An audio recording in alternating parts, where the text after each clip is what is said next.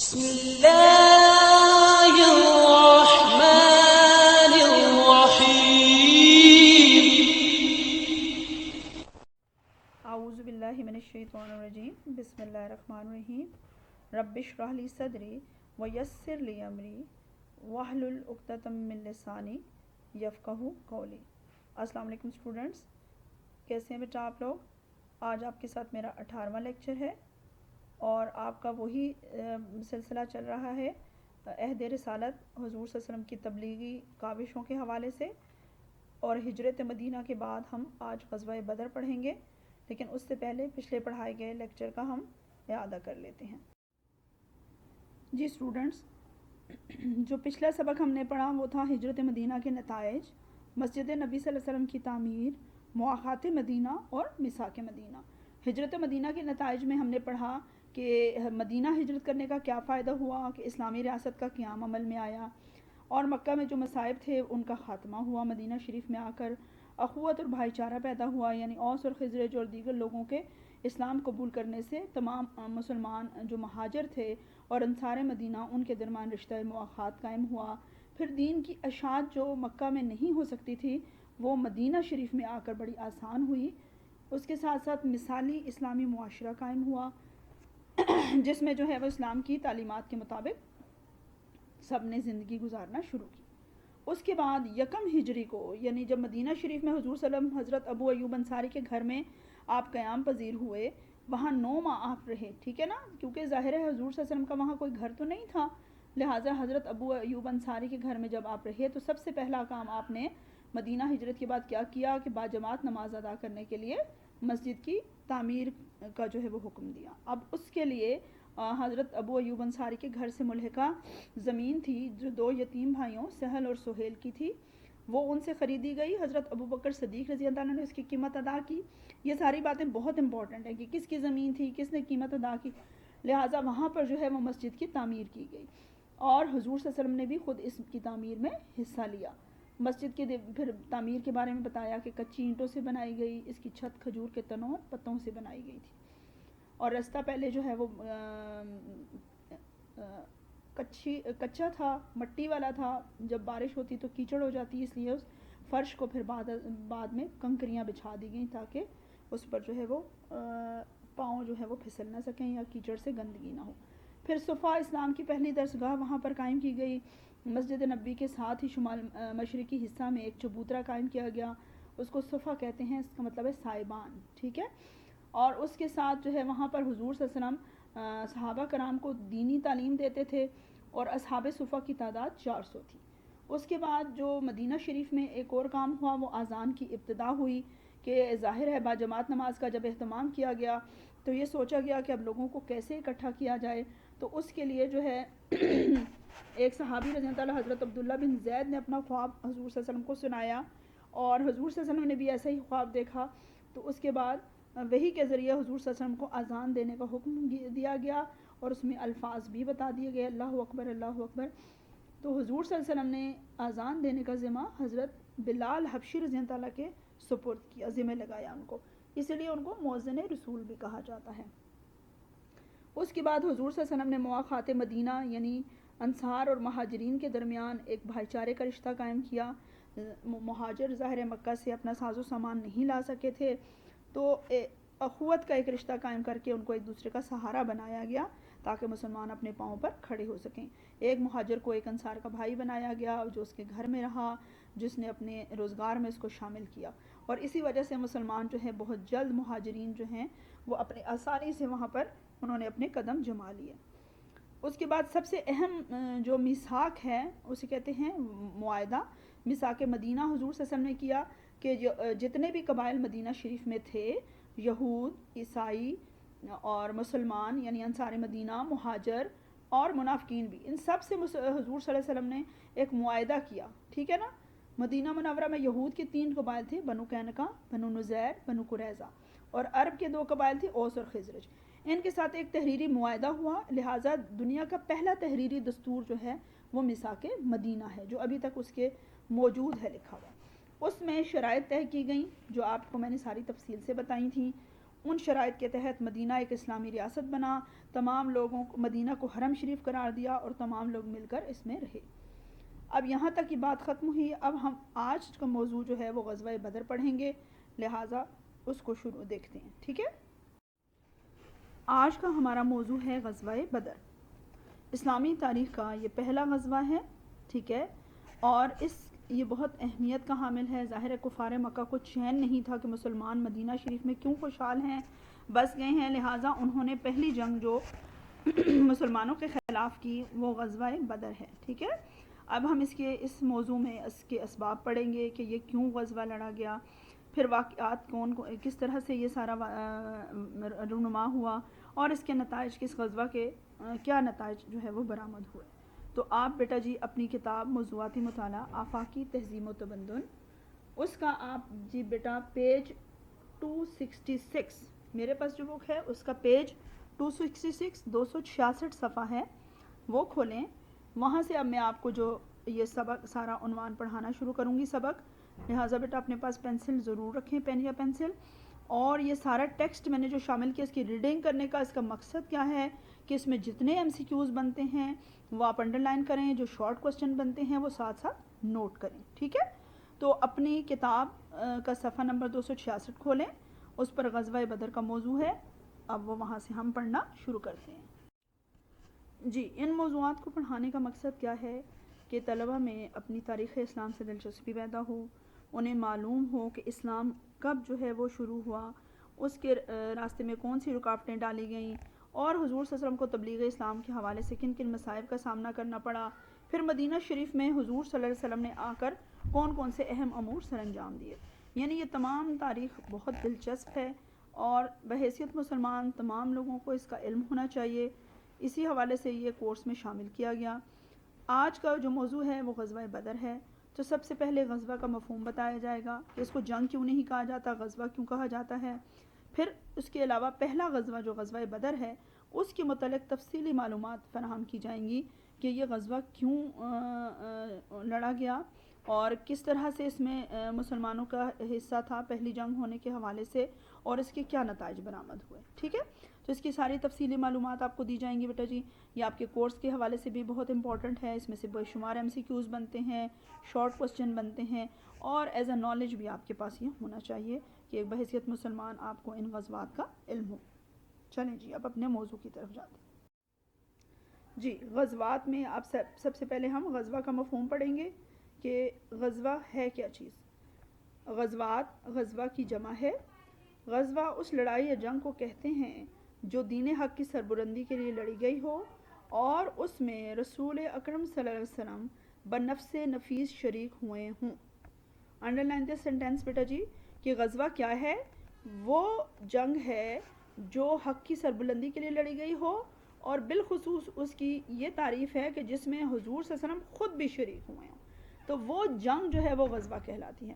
اور ایسی لڑائی جس میں رسول صلی اللہ علیہ وسلم شریک نہ ہوئے ہوں اسے سریہ کہا جاتا ہے، ٹھیک ہے، سریہ۔ اب یہ سریہ اور غزوہ میں فرق بھی آپ سے پوچھا جا سکتا ہے کہ غزوہ اور سریہ میں کیا فرق ہے، ٹھیک ہے، یا خالی کہ جس جنگ میں حضور صلی اللہ علیہ وسلم شریک نہ ہوئے ہوں اسے کیا کہا جاتا ہے، وہ سریہ کہلاتا ہے۔ اس کے بعد ابتدا میں مسلمان کمزور اور مظلوم تھے اور کفار کا مقابلہ نہیں کر سکتے تھے، لہٰذا صبر کی تلقین ہوتی رہی کہ بھئی برداشت کریں، ظاہر ہے جب تک کہ آپ کی تعداد نہیں بڑھ جاتی آپ ان سے مقابلہ نہیں کر سکتے۔ ہجرت مدینہ کے بعد جہاد و قتال کی اجازت ہوئی، جب مسلمانوں کی اسلامی ریاست قائم ہو گئی، ان کی تعداد میں اضافہ ہوا تو پھر جہاد فرض ہو گیا۔ سورہ حج کی آیت 39 میں ارشاد باری تعالیٰ ہے اُذِنَ لِلَّذِينَ يُقَاتَلُونَ بِأَنَّهُمْ ظُلِمُوا، ان لوگوں کو اذن یعنی حکم ہو گیا، اجازت دی گئی، اذن جہاد دیا گیا کیونکہ ان پر ظلم کیا گیا، کہ اللہ تعالیٰ نے فرمایا کہ میں نے انہیں اس لیے حکم دیا، جہاد کی اجازت اس لیے دی گئی کہ ان پر ظلم کیا گیا، اور ظلم کے خلاف خاموش نہیں رہنا چاہیے بلکہ ظلم کا ڈٹ کر مقابلہ کرنا چاہیے۔ اسٹوڈنٹس اب غزوہ بدر کے جو ہم حالات پڑھنے جا رہے ہیں اس میں ساری چیزیں ایم سی کیوز کے حوالے سے بہت امپورٹنٹ ہیں۔ غزوہ بدر کب ہوا؟ رمضان المبارک 2 ہجری، ٹھیک ہے، 17 رمضان کو ہوا تھا، اس پر ڈیٹ بھی آپ ڈال سکتے ہیں کہ 17 رمضان المبارک کو ہوا تھا، جمعہ کا دن تھا۔ 17 रमज़ान मुबारक 2 हिजरी यानी हिजरत के दूसरे साल उन्होंने मुसलमानों को सुख का सांस नहीं लेने दिया, दूसरे ही साल जो है वो ये जंग लड़ने के लिए वो आ गई, और बमुताबिक मार्च 623 ईस्वी, ठीक है ना। अब इसमें जो इम्पोर्टेंट है वो 17 रमज़ानुल मुबारक 2 हिजरी। कुरान पाक की सूरह अल इमरान आयत 123 में इरशाद बारी ताला है, वलकत नसरकुमुल्लाहु बिबद्र, अब यहाँ पे इसके इराब नहीं है, बबद्र व अंतुम अज़िल्लत, अल्लाह ताला बदर में तुम्हारी मदद कर चुका है और तुम वाकई कमज़ोर थे। यानी ग़ज़वा बदर में मुसलमानों की तादाद कुफ़ार के मुकाबले में इंतहाई कम थी और अल्लाह ताला ने अपनी मदद से मुसलमानों को कामयाबी नसीब की। हिजरत मदीना से पेशतर यानी पहले नबी करीम सल्लल्लाहु अलैहि वसल्लम और आपके सहाबा रज़ी अल्लाह अन्हुम मसाइब बर्दाश्त करते रहे। अल्लाह ताला की तरफ से अभी जिहाद और कताल का हुक्म नहीं हुआ था।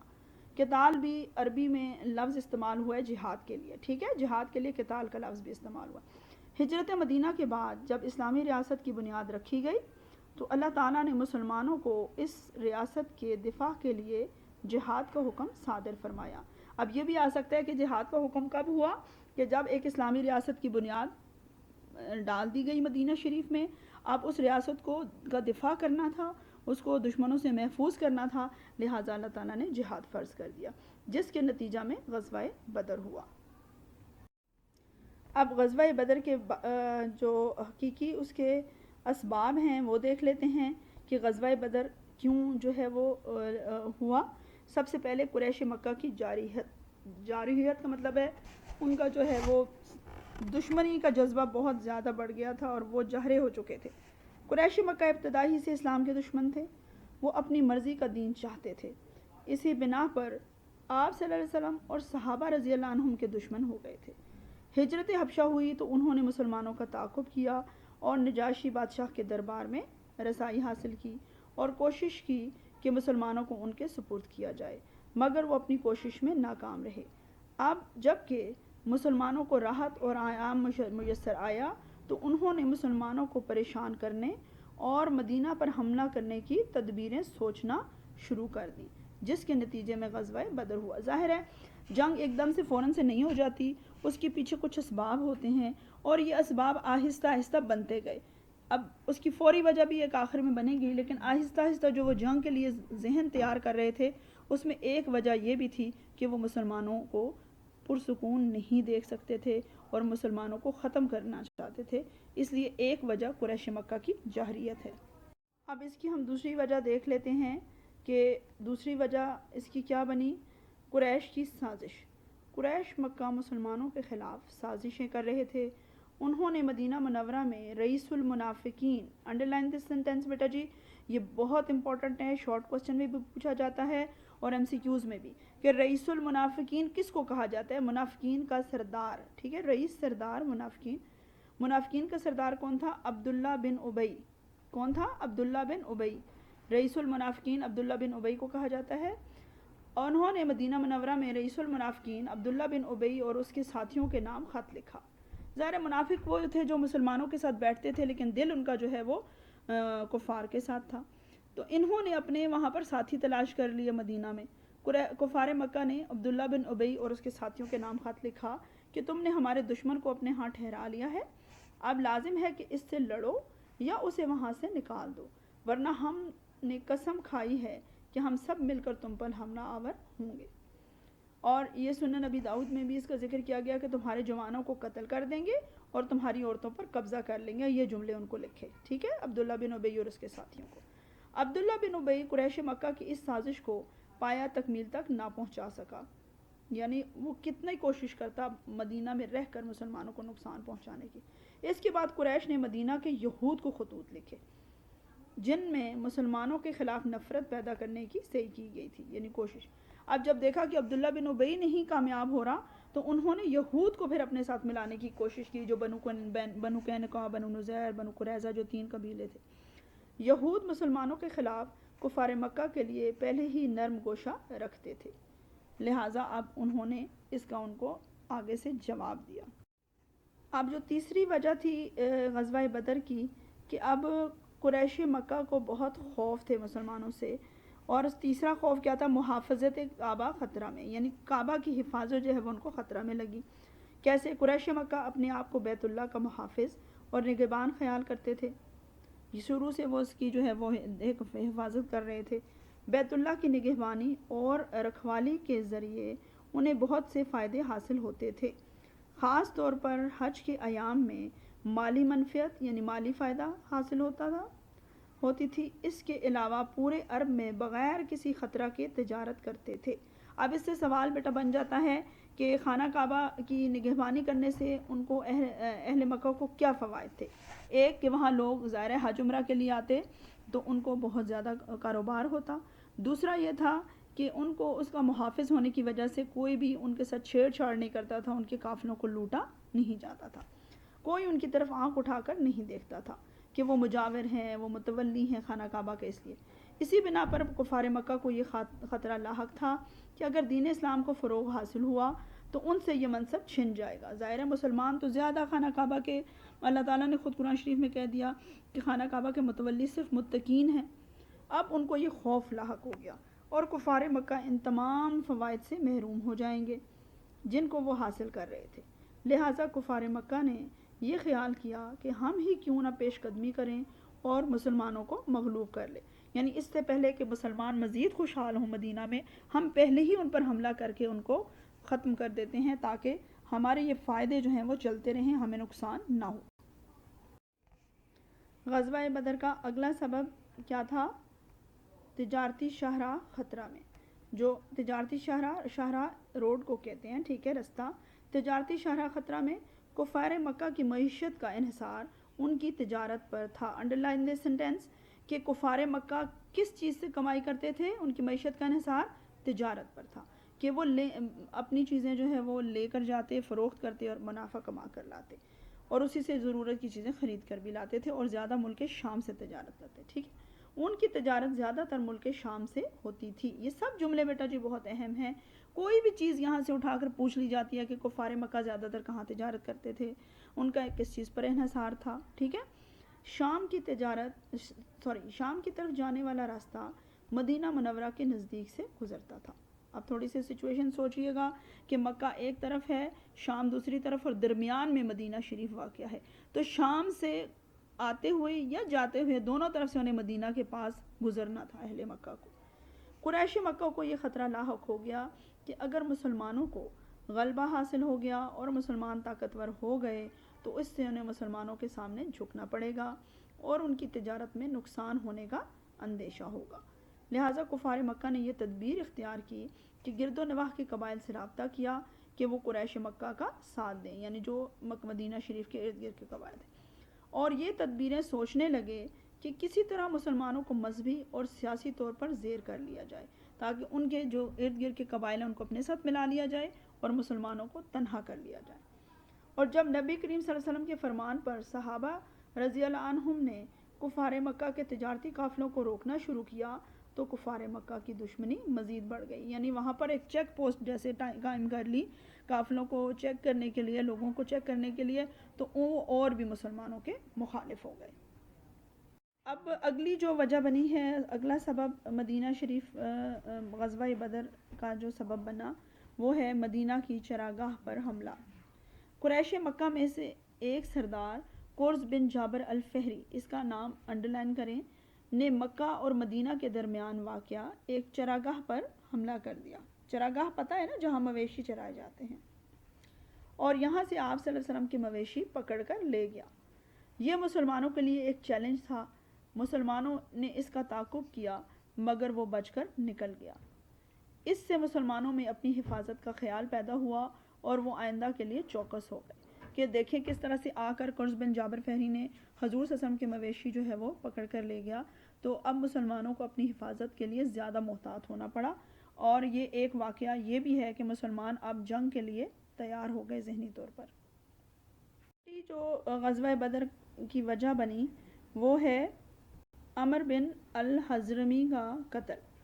2 ہجری ماہ رجب، کون سا مہینہ تھا؟ رجب کا، میں حضور صلی اللہ علیہ وسلم نے 12 آدمیوں کا ایک دستہ حضرت عبداللہ بن حجش کی سربراہی میں وادی نخلا روانہ کیا، اور حضرت عبداللہ بن حجش کو ایک خط دیا اور فرمایا کہ 2 روز کے بعد اس کو کھولنا۔ 2 یوم بعد جب اس کو کھولا گیا تو اس میں ان کو وادی نخلا جو طائف اور مکہ کے درمیان واقع ہے، انڈرلائن دی سینٹینس کہ وادی نخلا کہاں موجود تھی؟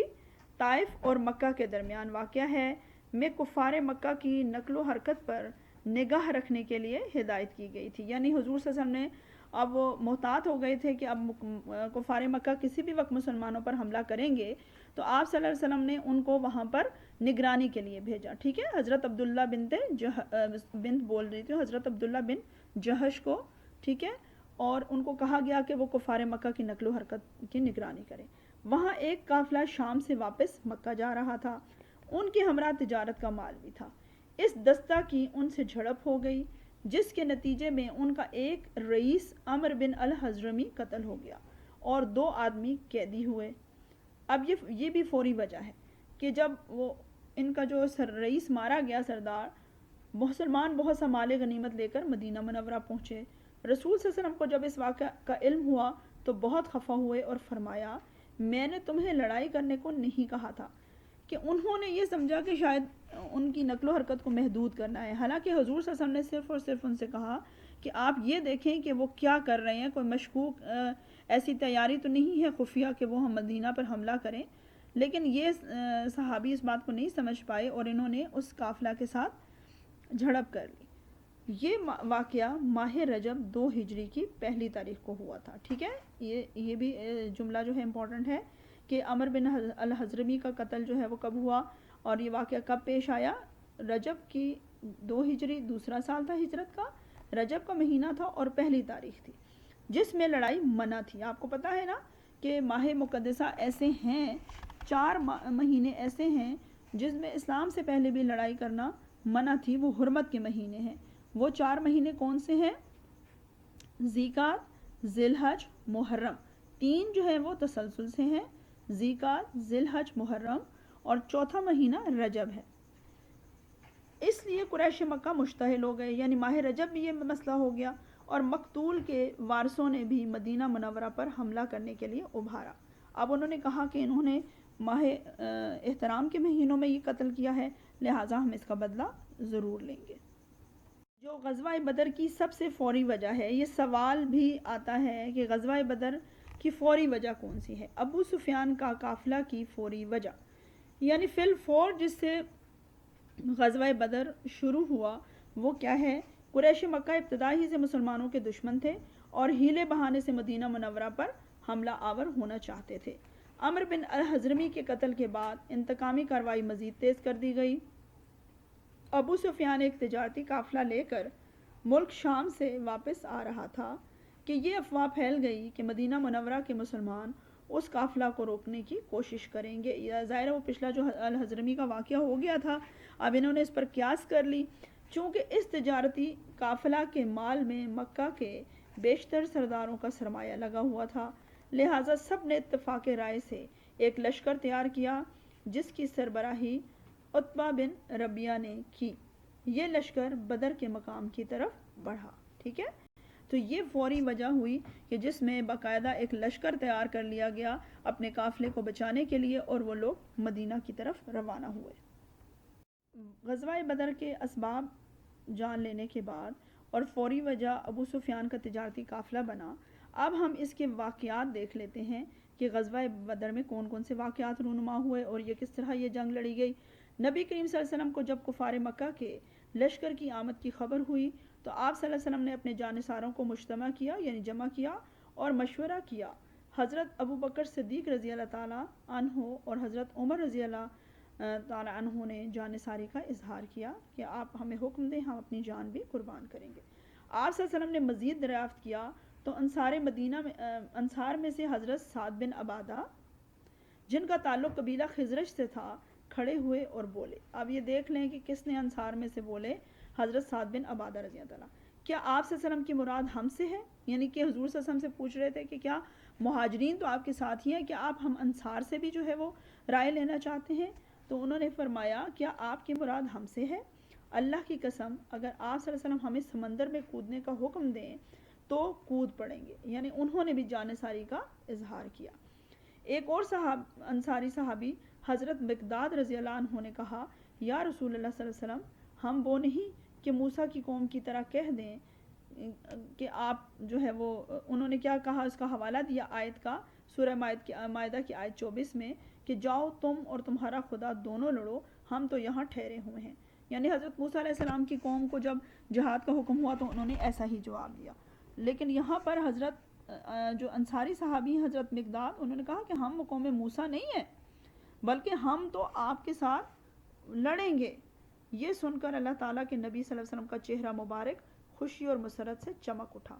بعد ازاں 313 انڈرلائن دس سینٹینس 313 کتنے مسلمانوں کی تعداد سی؟ 313 افراد پر مشتمل ایک لشکر تشکیل دیا۔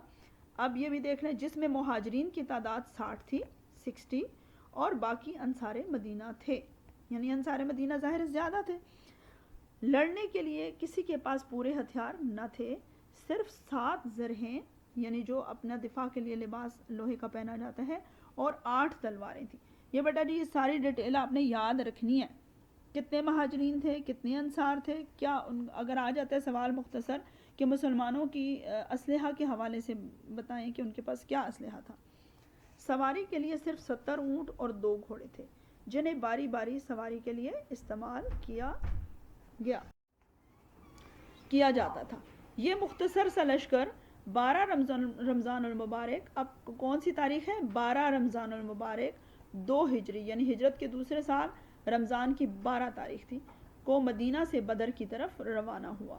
رسول صلی اللہ علیہ وسلم نے حضرت خباب بن منذر رضی اللہ تعالیٰ کے مشورہ سے بدر کے چشموں پر قبضہ کر لیا، یعنی پہلے پہنچ گئے مدینہ شریف میں، یہ قریب تھے، کفار مکہ بھی راستے میں تھے۔ رات کو باران رحمت بارش ہوئی جس سے مٹی بھیگ گئی اور پانی جمع کر لیا گیا جو وضو وغیرہ کے لیے استعمال میں آیا۔ سورہ انفال میں یہ تمام ڈیٹیل بیٹا جی اللہ تعالیٰ نے بتائی کہ میں نے کیسے کیسے انعامات کیے مسلمانوں پر، کہ جو پہلے مٹی والا تھا اس میں ریت تھی، پاؤں دھنس رہے تھے، تو اللہ تعالیٰ نے رحمت کی بارش کر دی جس سے مسلمانوں کے لیے چلنا پھرنا آسان ہو گیا، مٹی بیٹھ گئی، ریت بیٹھ گئی، ٹھیک ہے۔ اور اس کے ساتھ جنگ سے 1 روز پیشتر اللہ کے نبی صلی اللہ علیہ وسلم نے میدان جنگ کو ملاحظہ فرمایا اور ارشاد فرمایا کہ کل انشاءاللہ فلاں دشمن اس جگہ پر اور فلاں دشمن اس جگہ قتل ہوگا۔ مسلمان تکالیف برداشت کرتے ہوئے تھکاوٹ محسوس کر رہے تھے، ظاہر ہے فوراً سے جنگ کے لیے نکالا گیا ان لوگوں کو، اور وہ اپنے گھروں سے فی الفور نکلے، اب وہ سفر بھی کر کے آئے تھے اور وہ تھک چکے تھے اور ذہنی طور پر بھی پریشان تھے کہ 313 اور 1000 کا مقابلہ کیسے ہوگا۔ اگلے روز باطل کے ساتھ ٹکرانا تھا، رات اچھی طرح سوئے اور دوسرے روز تازہ دم ہو کر دشمن کے مقابلہ کے لیے مستعد تھے۔ اللہ تعالیٰ نے اس انعام کا بھی قرآن شریف میں ذکر کیا کہ وَإِذْ يُغَشِّيكُمُ النُّعَاسَ، کہ یاد کرو کہ جب ہم نے تم پر اونگھ طاری کر دی اور تم صبح تازہ دم ہو کر اٹھے۔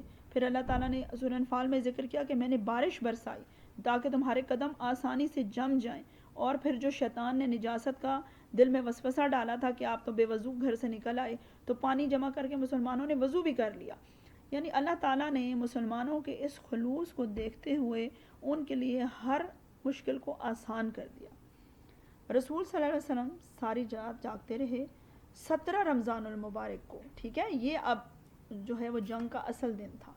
17 رمضان المبارک کو آپ صلی اللہ علیہ وسلم نے مسلمانوں کی صفیں درست فرمائیں اور اللہ تعالیٰ سے یوں دعا فرمائی،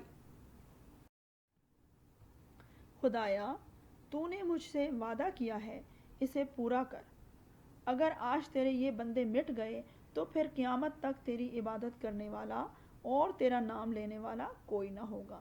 ظاہر ہے انسانی عقل یہی کہتی تھی کہ 313 کا 1000 سے مقابلہ بہت مشکل تھا، لیکن اللہ تعالیٰ کی مدد سے مسلمان یہ جنگ جیتے، کیونکہ حضور صلی اللہ علیہ وسلم نے اللہ تعالیٰ سے دعا کی کہ یہ جو 313 تیرے نام لیوا حاضر ہوئے ہیں ان کی مدد فرما۔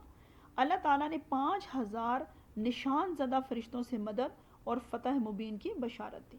جب حضور صلی اللہ علیہ وسلم نے اللہ تعالیٰ سے یہ دعا کی تو اللہ تعالیٰ نے فرمایا کہ آپ بالکل پریشان نہ ہوں، کہ آپ کے لیے مدد کے لیے مسلسل پے در پے، مردفین کا لفظ استعمال کیا کہ پے در پے آنے والے فرشتے ہم بھیجیں گے ٹھیک ہے. اور اللہ تعالیٰ نے فرشتوں کو بھی حکم دیا کہ آپ جنگ میں ان کی انگلی کاٹیں اور ان کی گردنیں اڑا دیں. اس جنگ میں فرشتوں نے عملی طور پر حصہ لیا اور سورہ انفال میں اس کا ذکر بھی ہے. حضور اکرم صلی اللہ علیہ وسلم نے صحابہ رضی اللہ عنہم کو جنگ کی ابتدا کرنے سے منع فرمایا کہ پہل آپ نہیں کریں گے.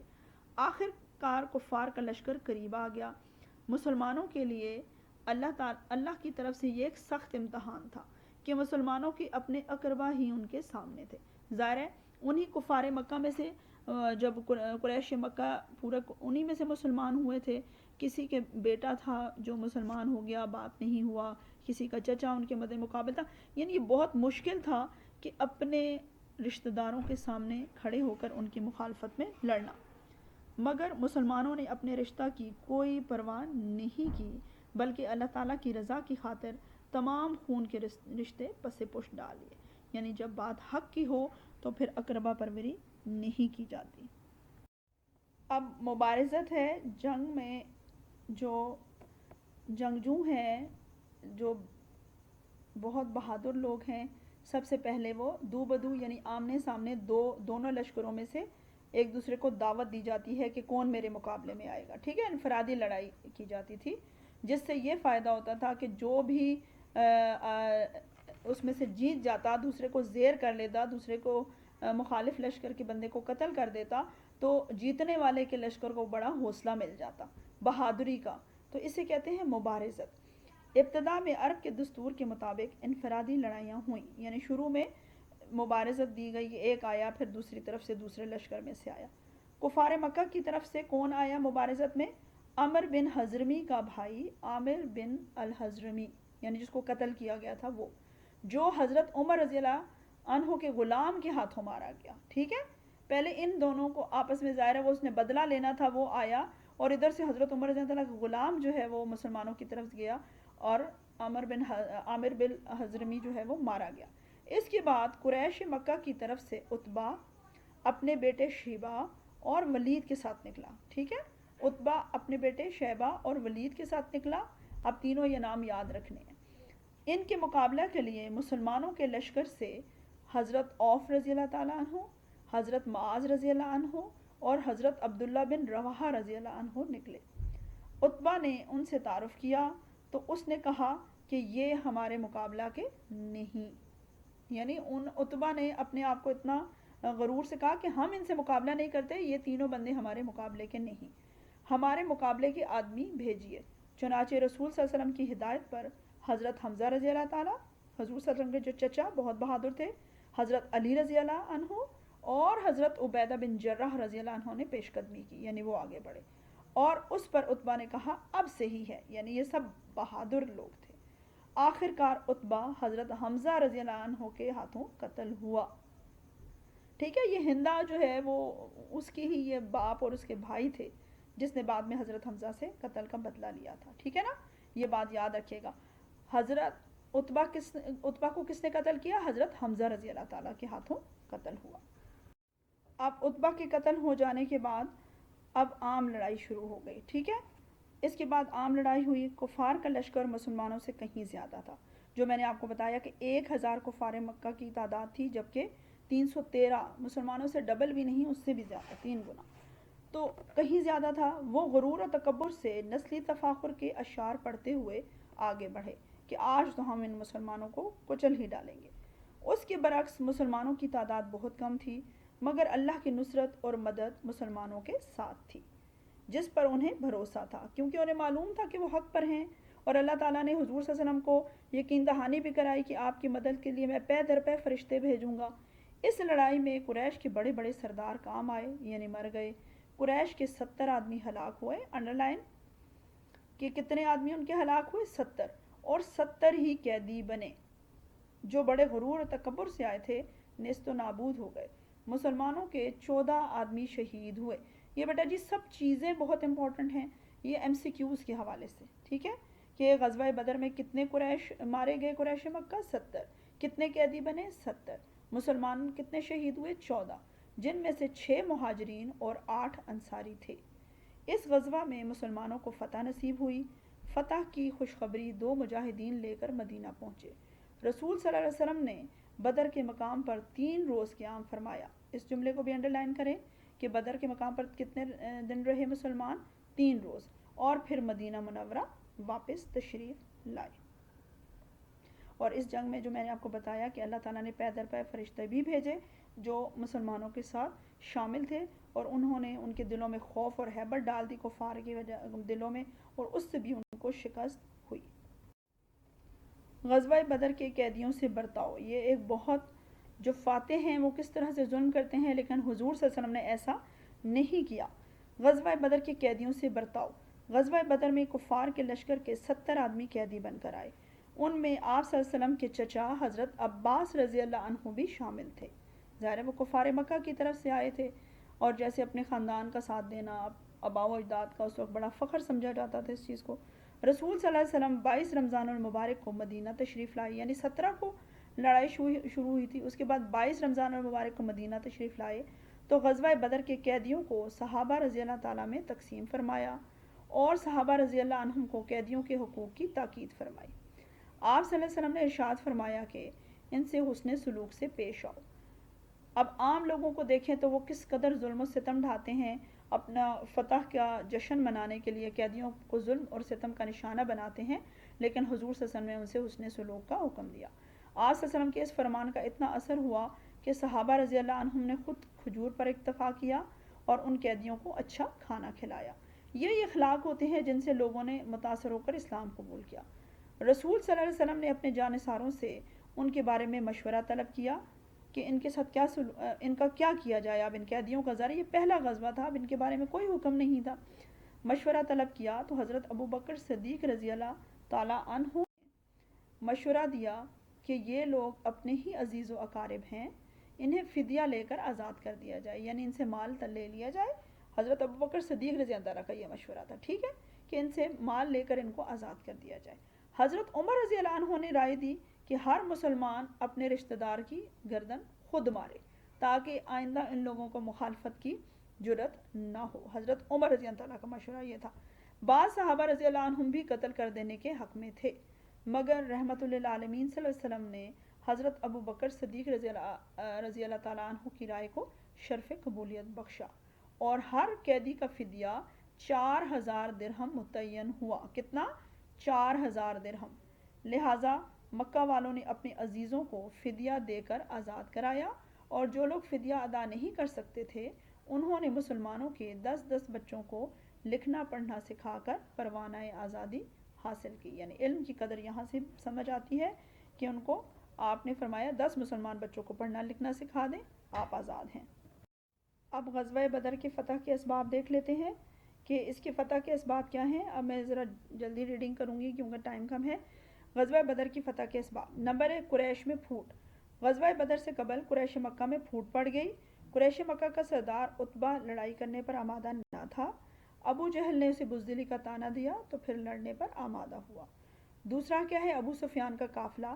ابو سفیان کے قافلہ کے صحیح سلامت واپس مکہ پہنچنے کی خبر ملنے پر قبیلہ زہرہ اور عدی کے لوگ لڑائی سے دستبردار ہو گئے۔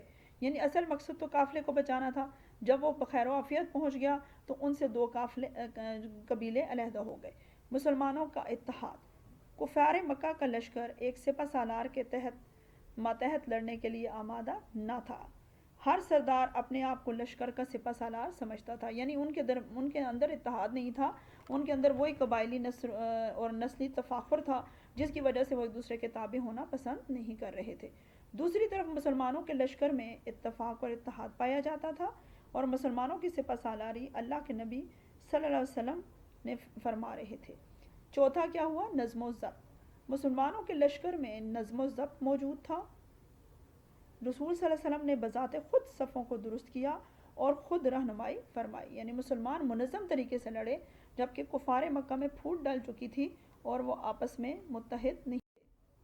اس کے بعد باران رحمت۔ غزوہ بدر سے 1 رات قبل باران رحمت کا نزول ہوا، جس سے مسلمانوں کی طرف جگہ جو ریتلی تھی بیٹھ گئی، اور کفار مکہ کی جانب کی جگہ چکنی تھی جو بارش کی وجہ سے کیچڑ بن گئی۔ اس سے ان کی نقل و حرکت میں کافی دقت پیش آئی، اور یہ بھی ان کی ناکامی کی وجہ ہے۔ اس کے بعد صحابہ رضی اللہ عنہم کا 1 رات قبل سونا۔ لشکر اسلام میں لوگ اپنا تن من دھن اللہ کی راہ میں قربان کرنے کے لیے آئے تھے اور ایک رات قبل بڑے آرام و سکون سے سوئے، جس کا ذکر اللہ تعالیٰ نے سورہ انفال میں کیا کہ میں نے ان پر اونگ طاری کر دی، یہ اللہ کا انعام تھا۔ اور کفار مکہ ساری رات جاگتے رہے، مسلمان یکسو ہو کر بڑی جان فشانی سے لڑے اور کفار مکہ کا لشکر تھکا ہوا تھا، بے چین تھے وہ، اور اللہ نے مسلمانوں کو سکون دے دیا۔ ساتواں ہے بہتر جنگی محاذ۔ مسلمانوں کا لشکر اونچی جگہ تھا، یعنی محاذ لڑائی کے لیے بہتر حکمت عملی۔ مسلمانوں کا لشکر اونچی جگہ تھا اور کفار کا لشکر نشیبی جگہ یعنی نچلی جگہ پر تھا، اور کفار کے مسلمان اپنے سے دو چند نظر آ رہے تھے۔ کفار کو مسلمان ظاہر ہے وہ اونچے تھے تو دور سے انہیں لگ رہا تھا کہ یہ بہت ڈھیر سارے ہیں، سمجھ گئے؟ نیچے ہونے کی وجہ سے انہیں مسلمانوں کا ان پر روب ڈل گیا کہ کفار کو مسلمان اپنے سے دو چند یعنی زیادہ نظر آئے، جس سے کفار مکہ پر روب اور دبدبہ پڑ گیا اور ان کے حوصلے پست ہو گئے۔ پھر مبارزت کا اثر، جو دعوت دی گئی۔ غزوہ بدر کے شروع میں مبارزت ہوئی تو لشکر قریش کے سردار عتبہ، ولید اور شیبہ قتل ہو گئے، اس سے ان کے حوصلے پست ہو گئے، یعنی اتنے بڑے بڑے سردار ان کے وہیں ڈھیر ہو گئے اور اس سے ان کے اور حوصلے پست ہو گئے۔ فتح کا 9واں سبب کیا بنا؟ سورج کا رخ، کہ سورج کا رخ لڑائی کے دوران سورج کا رخ کفار کے سامنے تھا اور مسلمانوں کے پیچھے تھا، اس وجہ سے بھی کفار مکہ جم کر مقابلہ نہ کر سکے، ظاہر ان کی آنکھوں میں روشنی پڑ رہی تھی اور وہ صحیح سے لڑائی نہیں کر سکے۔ 10واں جو سبب تھا جیتنے کا، بہتر سپہ سالار۔ لڑائی کے دوران کفار کا لشکر طریقہ حرب سے یکسر ناآشنا تھا، کہ جو جنگی طریقے ہیں ان کو معلوم نہیں تھا، کہ جنگ کے اصول و ضوابط سے استفادہ نہیں کر رہے تھے۔ رسول صلی اللہ علیہ وسلم نے اپنے لشکر کو آگے بڑھنے سے روکے رکھا اور کفار کا لشکر پیش قدمی کرتا رہا، یہاں تک کہ قریب آ گیا، پھر یک لخت یعنی ایک ہی بار میں ان پر حملہ کیا اور انہیں پسپا کر دیا۔ حضور صلی اللہ علیہ وسلم نے جنگی حکمت عملی اپنائی کہ انہیں پہلے آگے آنے دیا اور پھر مسلمانوں نے اکٹھے ہو کر ان پر حملہ کیا اور وہ پسپا ہو گئے۔ پھر 11ویں بات، نصرت الہی، اللہ کی مدد۔ غزوہ بدر کی فتح کی سب سے بڑی وجہ یہ تھی کہ مسلمانوں کے لشکر کے ساتھ اللہ تبارک و تعالیٰ کی نصرت اور مدد شامل حال تھی۔ جس کے ساتھ اللہ کی مدد اور نصرت ہو اس پر کوئی غالب نہیں آ سکتا۔ کفار کا لشکر مسلمانوں کو ملیہ میٹ کرنے کے لیے آیا تھا اور خود ملیہ میٹ ہو گیا۔ اب فتح کے اسباب جان لینے کے بعد غزوہ بدر کے نتائج دیکھ لیتے ہیں کہ غزوہ بدر کے اہم نتائج۔ شوکت اسلام۔